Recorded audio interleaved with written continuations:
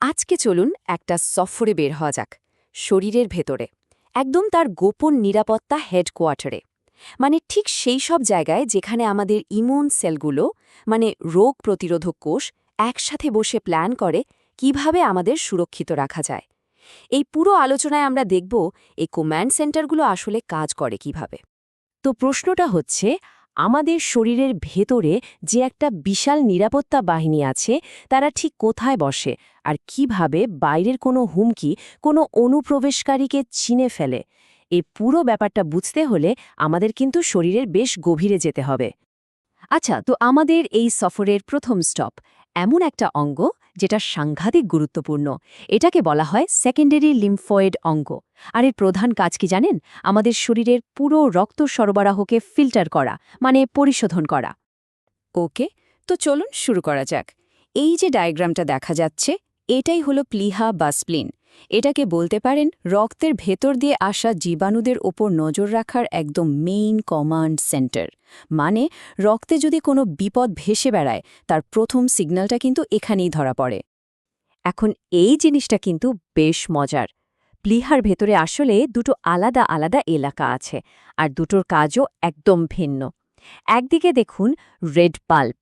এর কাজ হলো অনেকটা ক্লিনিং সার্ভিসের মতো, রক্ত ফিল্টার করা, পুরনো কোষগুলো পরিষ্কার করে ফেলা। আর অন্যদিকে আছে হোয়াইট পাল্প। এটাই হলো আসল সিকিউরিটি হাব। এর কাজ পুরোপুরি রোগ প্রতিরোধ আর নজরদারি। তো আমরা এখন আরেকটু গভীরে ঢুকছি, মানে অঙ্গের লেভেল থেকে একদম মাইক্রোস্কোপিক লেভেলে, ঠিক সেইখানে যেখানে আসল স্ট্র্যাটেজিক মিটিংগুলো হয়। চলুন তো দেখি এই হোয়াইট পাল্পের ভেতরে ঠিক কী চলে। ওয়াও, এই ডায়াগ্রামটা দেখুন, কি দারুণভাবে দেখানো হয়েছে হোয়াইট পাল্পের ভেতরের গঠনটা। এটা কিন্তু বেশ জটিল একটা ব্যবস্থা। ঠিক এই জায়গাতেই নানান ধরনের ইমিউন সেল এসে জড়ো হয়, নিজেদের মধ্যে তথ্য আদান প্রদান করে আর অ্যাটাকের জন্য রেডি হয়। বলতে পারেন এটাই আসল অ্যাকশন জোন। তো এই হোয়াইট পাল্পের মূলত তিনটা প্রধান অংশ আছে। একটা হলো পেরি আর্টেরিওলার লিম্ফয়েড শীথ, সংক্ষেপে PALS। আরেকটা হলো বি সেল ফলিকল, আর ৩ নাম্বারটা মার্জিনাল জোন। চলুন একটা একটা করে এগুলো কি তা একটু জেনে নিই। আচ্ছা, প্রথমে আসি প্যালসের কথায়। এটা আর কিচ্ছুই না, শুধু সেন্ট্রাল আর্টারি বা কেন্দ্রীয় ধমনীর চারপাশের একটা এলাকা। আর এই জায়গাটা হলো মূলত টি সেলদের আস্তানা, মানে টি সেল জোন। এই টি সেলগুলো হলো আমাদের ইমিউন সিস্টেমের একদম প্রথম সারির যোদ্ধা।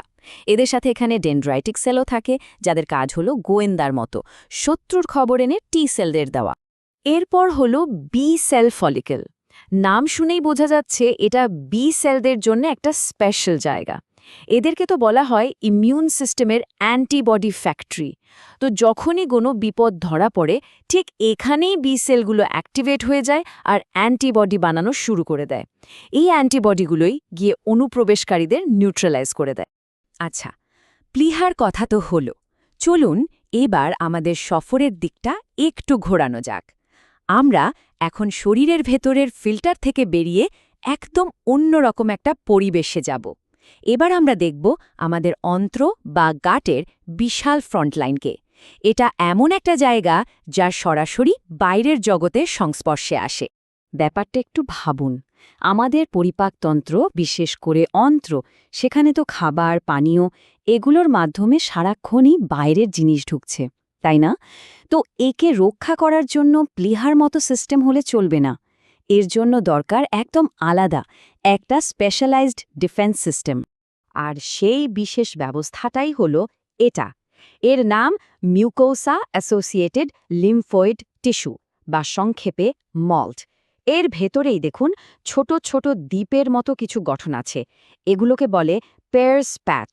এগুলোকে বলা যেতে পারে অন্ত্রের চামড়ার ঠিক নিচে লুকিয়ে থাকা আন্ডারকভার সার্ভেইলেন্স স্টেশন। তো প্রশ্ন হল, এই বিশেষ ফ্রন্ট লাইনটা ঠিক কিভাবে কাজ করে?